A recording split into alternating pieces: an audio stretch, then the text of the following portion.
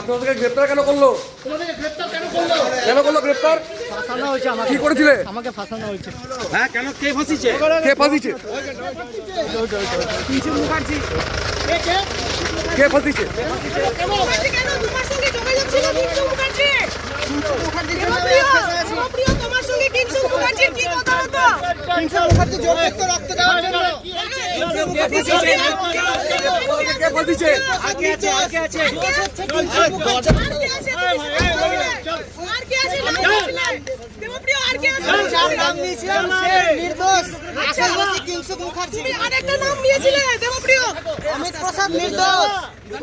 দুর্গাপুরের রক্তকাণ্ডে 3 জনকে পুলিশ গ্রেপ্তার করে আদালতে হাজির করে শুক্রবার।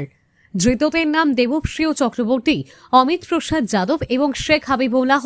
দুর্গাপুরের এক বেসরকারি ইংরেজি মাধ্যম স্কুলের নাবালক ছাত্রদের আর্থিক প্রলোভন দেখিয়ে দুর্গাপুরের এক নামী বেসরকারি হাসপাতালে রক্তদান করানোর অভিযোগে 3 জনকে দুর্গাপুর থানার পুলিশ গ্রেপ্তার করে।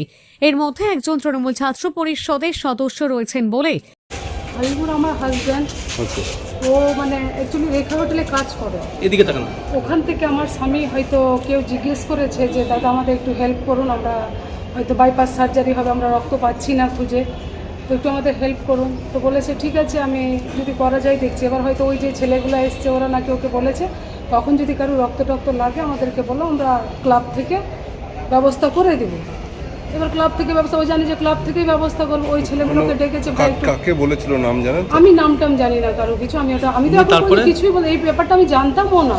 আচ্ছা, তারপরে এবার ওকে বলে যখন, তখন ও বলেছে ওদেরকে ছেলেগুলোকে বলেছে যে ভাই রক্ত লাগবে, দিতে পারবি? এবার বলেছে হ্যাঁ দেবো। বাস এই সূত্রে কি করে কি হয়েছে আর আমি এখান থেকে কিছু বলতে পারছি না। আপনারা থাকেন কোথায়? আমি থাকি মালদায়। আর আপনার হাজব্যান্ড থাকে ওই রেখা হোটেল। কতদিন ধরে কাজ করছেন?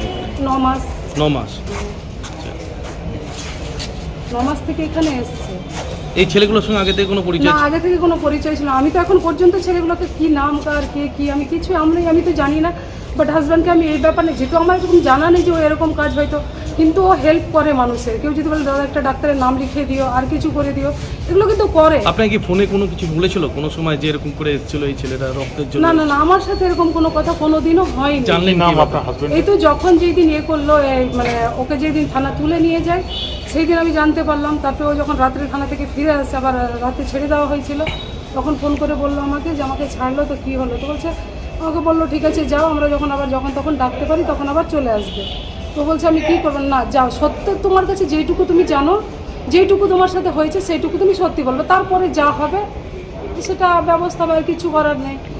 এমনি কোনো ওখানে কি পলিটিক্যাল পার্টি বা কিছু? না, পার্টি কোনো কিছুতে নেই, পলিটিক্যালের কিছু নেই। আমরা একজন ভোটার, এবার তো আমার ডিভোটার, আমার ভোট নেই, হাজব্যান্ডের একাই ভোট, ও একাই ভোট দিয়েছে।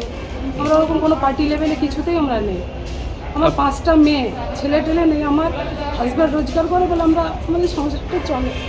আর এই ছাড়া আমাদের কিছু নেই। আমরা না কোনো পার্টিতে আছি, না কোনো কিছুতে আমরা নেই। মুর্শিদাবাদের কোথায় থাকেন আপনারা? মুর্শিদাবাদ না, মালদার কোথায়? মোথাবাড়ি।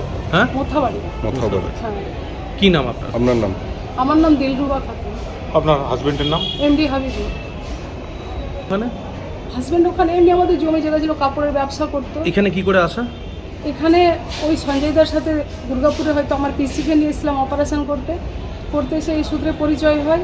বলেছিল দাদা এখানে হোটেলে কোনো কাজটা, যদি আমাদের ব্যবসাতে লস হয়েছিল, প্রচুর লস হয়ে গেছিলো।